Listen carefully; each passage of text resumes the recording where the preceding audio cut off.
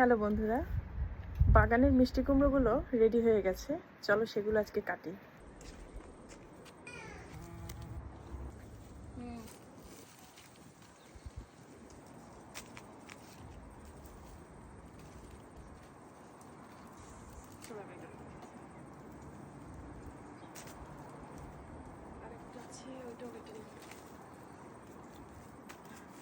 নিচে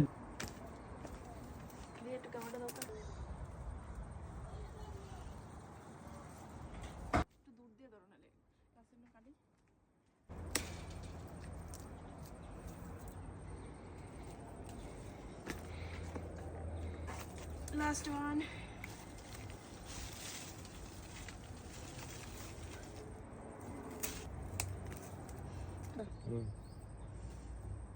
একবারে পরিষ্কার করলাম।